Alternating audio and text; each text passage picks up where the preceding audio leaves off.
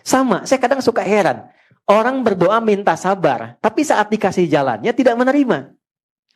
Saya tanya ya, kalau Anda minta sabar sama Allah, dikasih oleh Allah sabar atau dikasih ujian?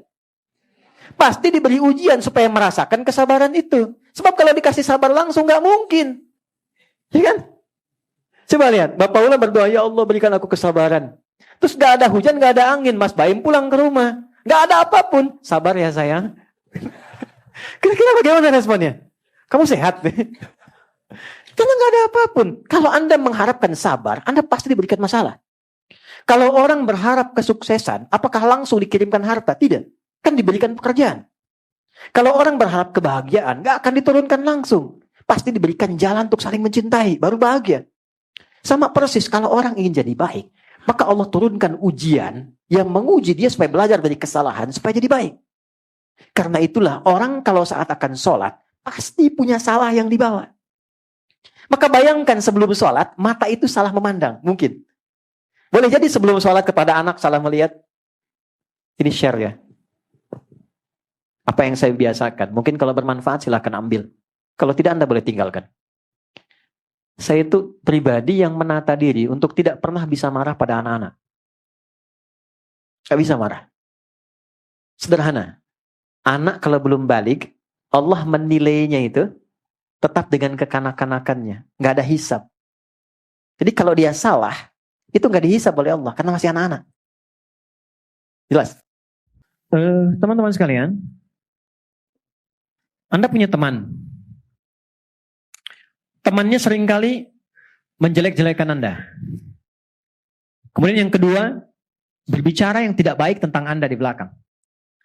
Kemudian menzalimi dalam segala bentuk yang memang salah. Tiba kemudian, dia meminta bantuan Anda sedang butuh, pinjam uang 10 juta misalnya. Diberi nggak? Hah? Kadang-kadang salam aja belum tentu dibalas kan? Ya, padahal hukumnya kan dijawab ya. Ya, bertemu aja belum tentu mau kan? Kenapa? Karena banyak kesalahan yang dia perbuat. Tapi kalau dia datang untuk meminta maaf, diterima nggak? Oke, lihat sini. Bismillah. Ini ada gelas. Cawannya terbuka. Sepanjang terbuka, Anda bisa masukkan apapun. Ada kopi, susu, air, dan sebagainya. Tapi kalau kita tutup begini, dan penutupnya begitu pekat. Tuh, bukan tisu. Yang masih bisa ditembus. Kita mau masukkan apapun sulit. Bukankah saat sholat tadi kita ingin terkoneksi dengan Allah supaya minta apapun? Ya kan? Kita minta disehatkan, minta diberikan kesuksesan, rezeki yang melimpah, masalah dihilangkan. Ya kan? Kenapa ada sebagian orang yang sholat ketika meminta nggak terkabul? Padahal orang dulu baru nyebut sudah diberikan. Tuh. Orang dulu minta dikasih. Bahkan selesai sholat dapat. Kenapa? Dalam kondisi kita meminta, kita nggak mendapatkan apa yang dimohonkan itu. Boleh jadi, apa yang disampaikan Nabi itu hadir dalam kehidupan sementara orang.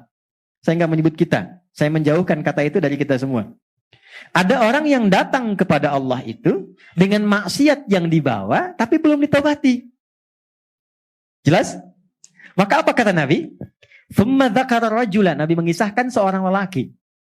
Yutilus safara asy'atha aghbara. Dia menempuh perjalanan panjang sampai berdebu, capek, jauh jalannya.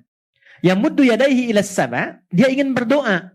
Kalau ini digambarkannya datang ke Mekah lah, mau doa. Ya kan? Begitu sampai tiba ke tujuannya, apa yang terjadi? Kata Nabi, komen pertamanya. Ingat, kalau Nabi sudah komen, maka kita apa yang harus dilakukan? Tinggal like, subscribe. Like, share, and subscribe. Apa komen Nabi? Anna yustajabu lidzalik, mat'amu haram, mashrabu haram, malbasu haram, wa ghudhiya bi haram. Bagaimana doanya bisa tembus sementara makanannya haram, minumannya haram, pakaiannya haram, perangkat hidupnya haram. Ternyata bukan Allah nggak mau kabulkan. Begitu mau dikasih, mental. Karena ada sekat.